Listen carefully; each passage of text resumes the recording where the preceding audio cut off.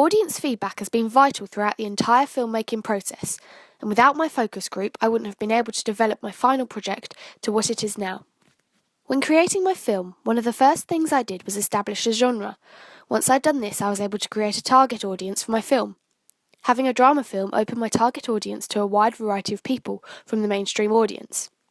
I targeted my work mainly towards young girls and dancers who I aimed to inspire within my piece, as well as a more mature audience who would be more open to appreciating the dramatic and artistic nature of my film rather than the very basic narrative. This was good as I was able to have a wide variety of age, gender and background within my focus group, and I was also able to use half of my focus group from last year's project. My focus group were particularly helpful when creating my ancillary tasks as well as my final product. My first ancillary task, I made a poster for my short film. I had taken a few photos that I wanted to use, and I made a myriad of mock-ups that I brought before my focus group. The first designs were of the full body shot of my main character on stage under the light.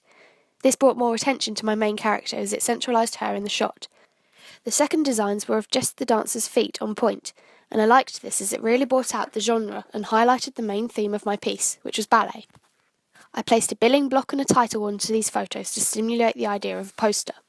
My focus group pointed out to me that the full body shot looked slightly more like a DVD cover than a poster. Keeping this idea in mind, I created a few more mock-ups of the feet and drew out some more designs that could also work. Unlike the full body shot, I tried to keep the main character closer to the camera, and a lot of my new ideas consisted of close-ups of the ballet shoes, as my focus group liked this idea. They commented that the close-up shots added to the drama of the film, as well as the posters being similar to the ones I'd researched and other real film posters. So, after consulting my focus group again, I made a final mock-up of my original photos of the feet close up on stage, as this seemed to be the photo that my group liked best. After showing my focus group, they came up with a few final tweaks to make my poster even better, such as making additional images like the award stickers and the title slightly smaller. I was grateful for my focus group during the creation of my poster, as it allowed me to see what would really be the most effective for my audience. The making of my radio trailer was done in a slightly different way, as neither myself or my focus group really knew much about them. After researching into radio trailers, I was able to provide my focus group with enough information and examples for them to be able to assist me in the creation of my own radio trailer. Some of my focus group do also listen to the radio quite frequently, so had some idea of what a radio trailer should sound like. Once I had written the initial script of my trailer, I showed it to a few members of my focus group, who said that although it was good, it was only scripted for one person. They helped me to stick to the conventions of radio trailers by suggesting that I used someone with a deep, booming voice that you hear on most radio film trailers to accompany the voice of my protagonist in my radio trailer. I took note of this and edited my script so there was more of a split between the character and the deep voiceover man I was going to use. One of my focus group actually volunteered to do the voice of the deep, booming voiceover man, which sped my process up as I didn't have to search for someone to voice it for me. The second way in which my focus group was useful in this task was when I was deciding on which music to use in my trailer. I liked the idea of having an orchestral cover of Go the Distance from the animated film Hercules, as it had some meaning to the piece through the title. However, this would mean that I would have to get some of the music tech students to assist me in editing the music how I wanted it, as I wanted just 30 seconds of music, with a crescendo at about 15 seconds in. I also liked the idea of using a classical piece of ballet music, as this obviously had a connection thematically to my piece. It will also be quite well known, and there were many ballet songs I could choose from. As I was researching this music, I had some of my focus group sat with me.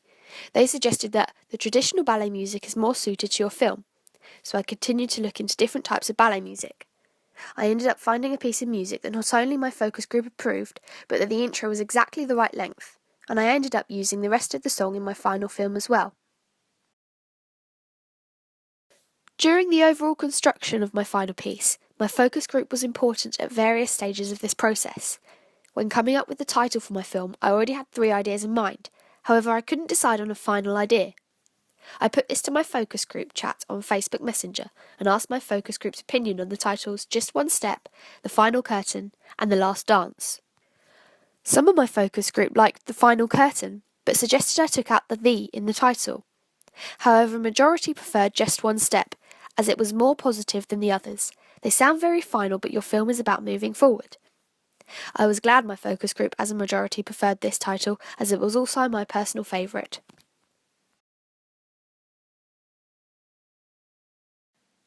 I had a choice of 3 locations to use for the final few shots of my film on the stage. These were my school hall, the Sarah Thorne Theatre in Broadstairs, or the Theatre Royal in Margate. I put these choices to my focus group and they suggested that if I was allowed to use the Theatre Royal, I should use it, as it was the most professional stage, being an actual professional theatre. My focus group also suggested using the dressing rooms of the Theatre Royal in my piece, as they were very professional as well, which led to a couple of additional shots that were seen in my final piece. When I was certain that I had got the final draft of my film together, I arranged a screening for my focus group. Once they had watched it, I asked for audience feedback. They had all said that they had enjoyed the film, however from a cinematography point of view a lot of the shots were shaky and they didn't need to be, as it gave no extra effect to the film. They also said that my editing of the dance sequence could be neater, as it would make it flow more fluidly. However, they said they liked a lot of the artistic shots and enjoyed the storyline.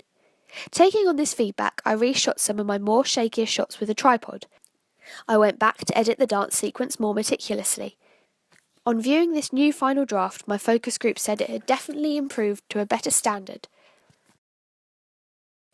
So here's what my focus group has taught me through this process.